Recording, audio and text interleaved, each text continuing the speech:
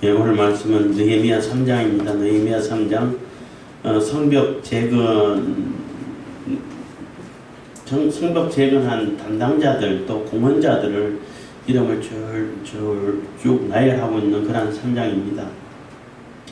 그래서 예루살렘 성벽을 재건한 그런 담당자들, 주로 이제 공헌자들이라고 말할 수 있죠.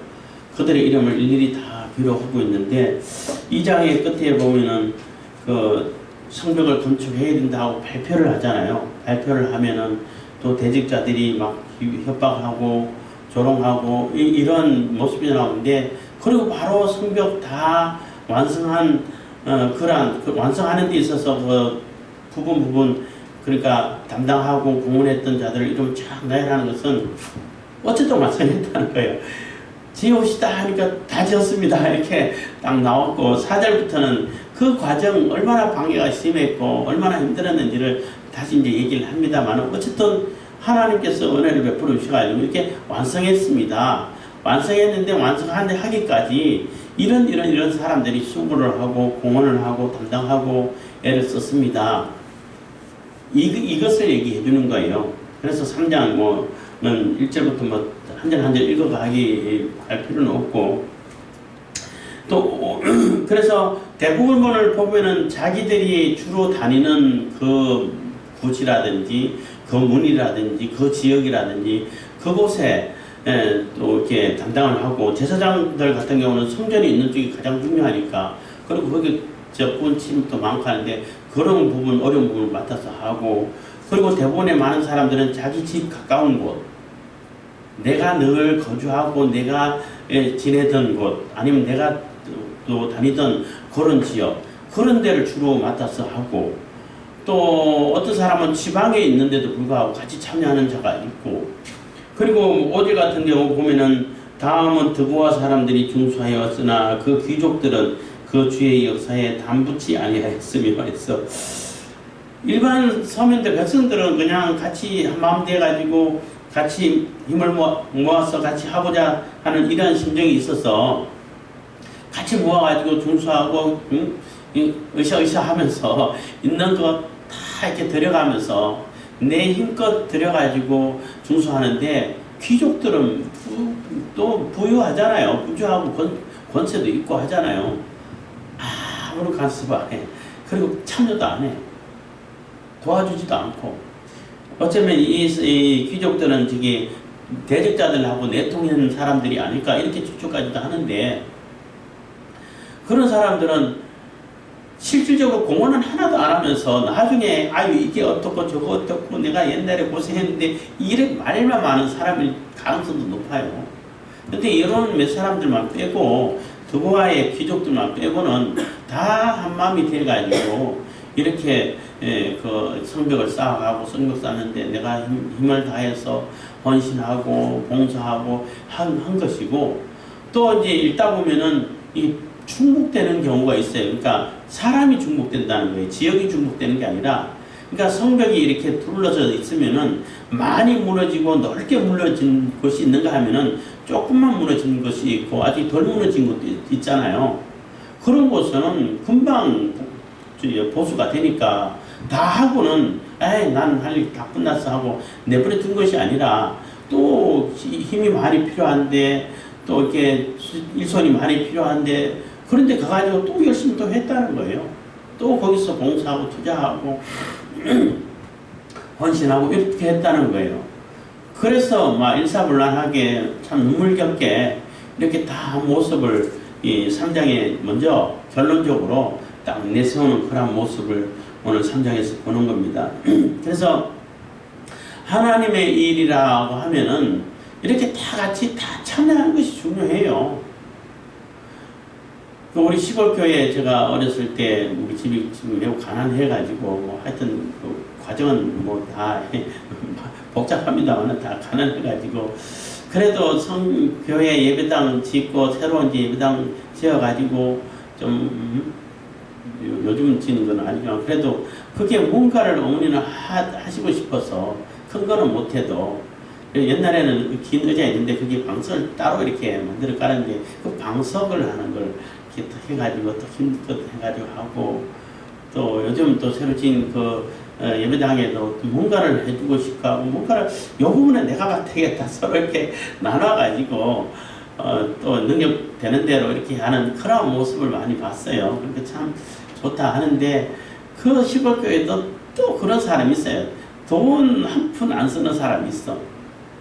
돈 한 푼 안 쓰고 예배당에 뭐 갖출 것이 있는데 그래도 이거는 내가 하나님께 드린 성물이다 이런 뭐 그런 마음도 없나 봐. 하여튼 그런 분들은 워낙 돈이 중요하기 때문에 돈 뭐 1,000원 한 장 안 쓰면서 근데 문제는 뭐냐면은 왜 그렇게 관심이 많은지 몰라. 그런 사람들은 세세하게 이거는 이렇다 저거는 저렇다 이거 이렇게 하면 어떡하냐 저는 그럼 자기가 하든지 그렇게 마음에 안 들면 하든지 그래 돈 1,000원짜리 한 장 안 내나 그러면서 하는 얘기가 얼마나 많은지 그런 사람도 어디 가나 꼭 있다는 거죠. 참 근데 결국 그러한 모습은 오늘요 뭐 드고아 사람들 귀족들을 하고 뭐 이렇게 비교되는 비슷한 그런 사람인지도 모르겠지만은 뭐 어쨌든 자세한 내막은 모르지요. 모르지만은 어쨌든 한 분이라도 한 사람이라도 더 또 한 부분이라도 내가 더 맡아서 내가 할 수 있는 능력의 한계 안에서 내가 못하면 어쩔 수 없죠. 그래서 최선을 다해가지고 중수를 하고 중수를 빨리 끝내고 저는 또 다른 데 옆에 가서 또 도와주고 또 가서 중수를 하고 이렇게 해가지고 52일 만에 성벽을 다 이렇게 보수를 한 거예요. 굉장히 놀라운 거죠. 그래서 어떻게 52일 만에 성벽을 다 쌓을 수 있냐 거짓말이다 했는데 그러니까 성벽이 완전히 다 무너져가고 처음부터 이래 싸우면 50일 만에 안 되죠. 근데 성벽이 있는데 군데군데 무너진 것을 이렇게 중수했기 때문에 가능한 것이고 물론 그렇다고 해도 50일은 굉장히 빠르고 놀랍다는 거예요. 그래서 이 사람이 했지만은 하나님의 도우심이 있고 하나님께서 이렇게 붙들으심이 있었기 때문에 이렇게 가능했다. 이렇게 얘기를 하는 것입니다. 그리고 4장부터 보면은 이 성벽 지어 갈 때 얼마나 방해가 심했는지 그 어마어마한 방해를 뚫고 이렇게 다 완성했습니다 하는 그러한 하나님께 결과물을 드리는 그러한 모습이 이제 3장이라고 볼 수 있는 거예요. 그래서 이 교회 일, 또 뭐 하나님에 관한 일, 또 그 교회 공동체를 위한 일 이런 것이 있으면은 누구든 참여해야 되는 거예요. 내가 거기 참여해서 나도 공동체의 일원입니다. 나도 하나님을 위해서 이렇게 헌신했습니다. 이렇게 드립니다. 라는 것이 중요한 것이지 자기는 힘도 안 보태고 그냥 그 돈도 안 보태고 뭐 힘이 없으면 돈이라도 보태지 돈도 안 보태고 힘도 안 보태고 시간도 안 내고 가끔가다 한 번씩 하고 아유 이거까지 막 요거까지 못해 이러면은 그 하나님께서 모르시겠어요? 물론 덕이 안 됩니다. 덕이 안 되니까 그러한 것은 절대 본받지 말고 드고아 사람들이 수고를 다 해가지고 한 부분을 중수하고 있는데 그 귀족들이라면은 더 낯서가지고 권력도 있고 돈도 있고 있을 거 아니에요. 그렇게 해가지고 하나님의 도성을 세워가고 하나님 나라를 세워가는데 내가 동참하고 하나님 나라의 일원으로서 또 하나님의 나라 백성으로서 하나님 자녀로서의 이러한 그 신분을 가지고 거기에 대한 자부심을 가지고 이렇게 세워가는 것 그게 보람되고 영광된 것이지 그게 명료로운 것이지 자기가 가지고 있는 그 권력 또 돈 그거 한두 푼 아껴가지고 뭐 할 거냐는 거예요. 누가복음에 보면은 그 재물에 대한 얘기가 나오죠. 몇 장인지 당장 생각 안 나는데 청지기가 자기 돈인 줄 알고 이게 막 주인의 돈 가지고 자기 마음대로 흥청망청 쓰고 또 그 다른 종들 청지기니까 또 관리하잖아요. 종들 때리고 막 빼앗고 막 이렇게 험악한 짓을 하니까 주인이 불러서 너 누가 그런 짓을 하라고 했냐? 너 오늘부터 계산해. 너 자를 거야. 이렇게 경고를 하니까 이 사람이 생각할 때 이러다 내가 굶어 죽겠는데 지금 이 나이에 땅 파기는 힘이 없고 피로 먹자니까 부끄럽고 어떻게 해야 될까 하다가 빚진 사람들 막 불러갖고 탕감을 막 해줘. 그러면은 내가 쫓겨나도 이렇게 그 도움을 받을 수 있다는 거죠. 그걸 보고 주인이 야, 참 지혜롭다라고 칭찬해줘요. 그게 무슨 얘기냐 하면은 그 불의한 재물을 얘기하는데 불의한 재물이라는 얘기는 막 이렇게 불법적인 방법으로 얻은 재물이라는 얘기가 아니고 의가 아니라는 얘기예요. 재물은 의가 아니라는 얘기예요. 재물은 의가 아니고 하나님이 의라는 얘기예요. 그러니까 의가 아닌 재물 가지고 어떻게 쓸 거냐가 굉장히 중요하다는 거예요. 그래서 그 재물 가지고 친구를 사귀라 하는데 아무나 사귀면 안 되죠. 이 정직이도 아무나 막 해주진 않았을 거예요. 저 사람은 분명히 정이 있고 은혜를 베풀 줄 아는 사람이야. 요 사람을 해주지요. 안 그래요? 떼이 쫙 닦는 사람 누가 해주나요? 안 해주지요. 그러니까 그런 것을 분별해가지고 누구를 사귀어야 되는지, 누구를 사귀어야 자기에게 유리하고 자기에게 도움을 서로 같이 상부상조할 수 있는 사람이 되는지 그걸 알아보고 사귀었다는 거예요. 그걸 칭찬하는 거예요. 그러면서 사람이 두 주인을 섬길 수 없다. 하나님을 섬기든지 재물을 섬기든지 둘 중에 하나만 섬긴다. 이런 얘기하면서 또 극단적인 예를 들죠. 부자와 나사로. 그 이어지는 얘기예요. 부자는 이제 극단적이다 보니까 그래요. 재물이 넘쳐. 이 재물이 오로지 하나님이죠. 재물만 있으면 다 되는 거예요. 그래서 맨날 이렇게 잔치를 하고 이렇게 살고 있는데 나사로는 정말 극단적으로 돈 한 푼 없어. 먹을 것조차도 없어. 그래서 부자들이 먹고 남은 찌꺼러기 떨어진 거 그걸 먹고 있어요. 피부병이 생겼는데 아무도 돌봐주는 사람이 없고 치료할 돈도 없으니까 걔들이 핥아줘. 얼마나 비참하냐는 거예요. 그러니까 너무 극단적인 예를 들다 보니까 그렇게 되는 얘기인데, 그러니까 나사로라는 사람은 돈 한 푼 없어도 재물의 혜택 하나도 못 받아도 하나님의 의라고 살고 하나님의 의로 여기고 하나님의 의를 따라 살았다는 얘기예요. 부자는 재물을 하나님으로 섬겼다는 얘기죠. 그러다 보니까 좀 나사로고 와가지고 주워 먹어도 그래 먹어 안 쫓아내고 나름대로 이제 너그럽게 해준 거죠. 너그럽게 해줬지만은 그래도 돈만 있으면 다 되는 거야 라고 되고 돈이 곧 하나님이야. 돈이 모든 것을 다 해결해줘. 이렇게 살았는데 죽고 나니까, 그러니까 이 세상 사는 동안은 돈이 주는 혜택이 많죠. 많이 편리한데 죽고 나니까 돈은 아무런 소용가치가 없더라는 거예요. 내가 천국 가는데 돈은 아무런 역할을 못해. 무엇을 의로 여기고 살았냐가 중요한 거예요. 누구를 의로 보고 누구를 바라보고 살았냐가 중요한 거예요. 비록 거지로 그냥 완전히 그래도 그만큼 산 거지가 없죠.